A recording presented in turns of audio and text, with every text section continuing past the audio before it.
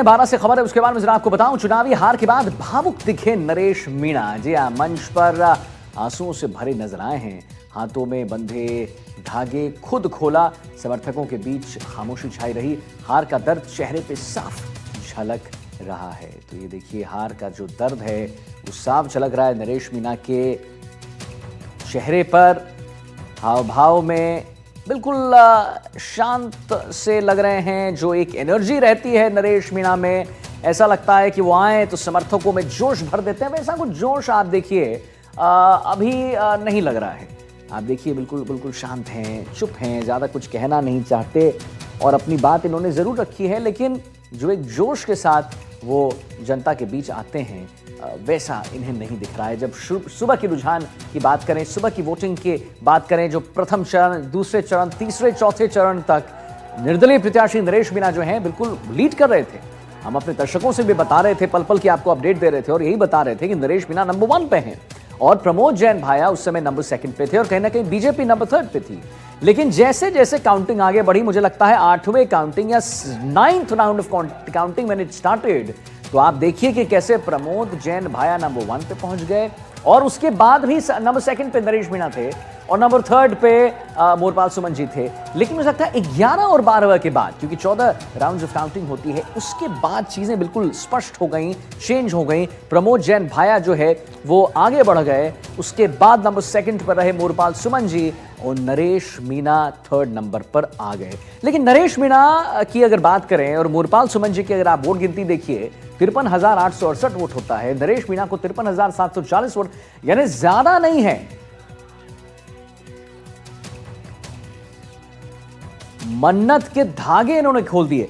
तो देखिए, नरेश मीणा जो है हमेशा एक हाई वोल्टेज ड्रामा के लिए जाने जाते हैं। वो एक ऐसे नेता हैं, एक ऐसे आदमी हैं जो मन में बात नहीं रखते, जो उनके मन में है, हृदय में है, वो सबके समक्ष लाते हैं।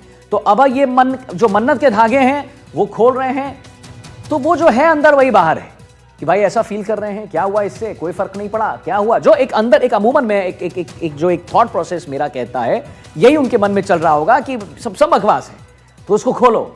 अब ये जो नरेश मीणा है वो सबके सामने करेंगे, क्योंकि वो वैसे नेता हैं और कहीं ना कहीं इसीलिए भी उनकी जो उनको इतना सीट्स मिला है। मैं बार बार कह रहा हूं कि अगर आप नरेश मीणा को देखें और आप देखें कि बीजेपी की वोट को देखें, तो आप देखेंगे कि ज्यादा डिफरेंस यहां पर नहीं है साहब। यहां पर 128 करीबन वोट्स का डिफरेंस है, जो कि बहुत कम है।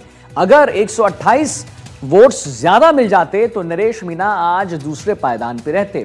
तो एक ऐसे नेता जो जहन में है वही सामने है, जैसा अंदर फील करते हैं वैसा ही बाहर फील करते हैं। अगर गुस्सा है तो सबके समक्ष वो गुस्सा है, अगर कार्यकर्ताओं को कुछ कहना है तो सबके समक्ष कहना है, अगर दुलार करना है तो सबके समक्ष करना है, अगर लोगों के लिए बात करनी है, लोगों के हक की बात करनी है तो सबके समक्ष करनी है।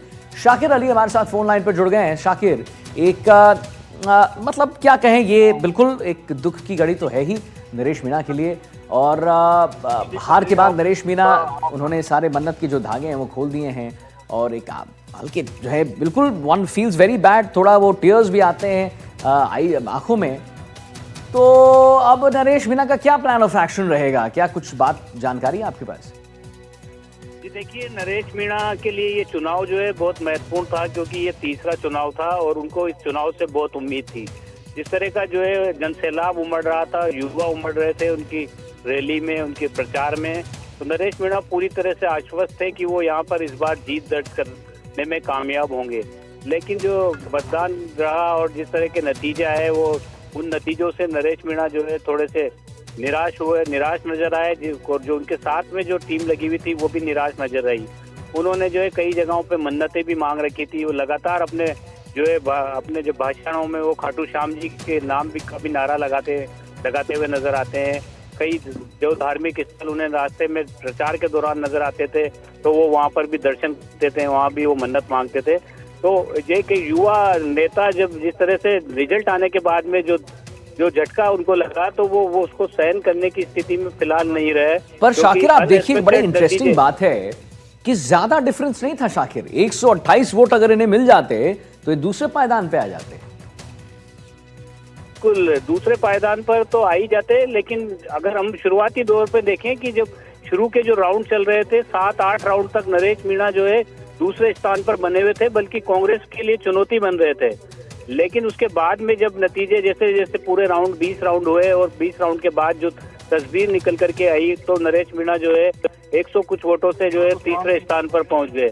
लेकिन सवाल दूसरे और तीसरे उसका नहीं है। नरेश मीणा का ये मानना था, उनका ये मानना था कि ये चुनाव वो जीत जाएंगे, क्योंकि जिस तरह से उनकी कैंपेन चल रही थी, उनको जो समर्थन मिल रहा था, उससे उनको लग रहा था कि वो इस बार चुनाव में जीत दर्ज करेंगे। लेकिन जो तीसरी बार लगातार हार मिली है, उससे उनको निराशा भी हाथ लगी है। लेकिन नरेश मीणा ने एक बात जरूर कही है कि वो हमेशा वो अभी भी घर नहीं बैठेंगे और कल से ही 11 बजे से ही वो अपना काम फिर से शुरू कर देंगे। तो ये एक युवा नेता है, उसमें एक जज्बा भी देखा गया। लेकिन हार तो हार होती है, और हार का दर्द जो है वो वही व्यक्ति ज्यादा समझ सकता है जो चुनाव लड़ा हो। क्योंकि एक महीने से ज्यादा वक्त से हम देख रहे हैं लगातार नरेश मीणा जो है सुबह जल्दी निकलते थे, रात को 2 बजे जो है वो अपने कार्यालय पर पहुंचते थे। सारे जो गांव है उनका उन्होंने दौरा किया, तमाम जगहों पर वो पहुंचे। इस दौरान अगर कोई दुर्घटना हो गई है तो वहां पर भी जाकर के उन्होंने अपनी सिंपत्ति जाहिर की।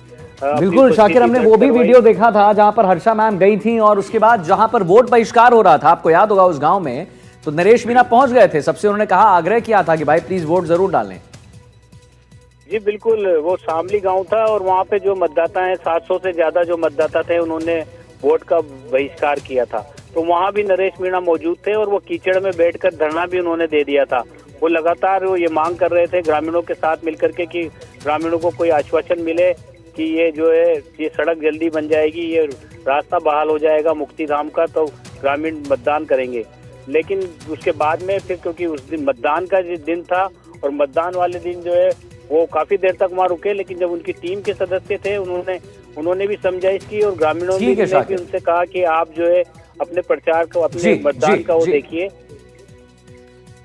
चलिए शाकिर, बहुत बहुत धन्यवाद करेंगे महत्वपूर्ण जानकारी देने के लिए। लगातार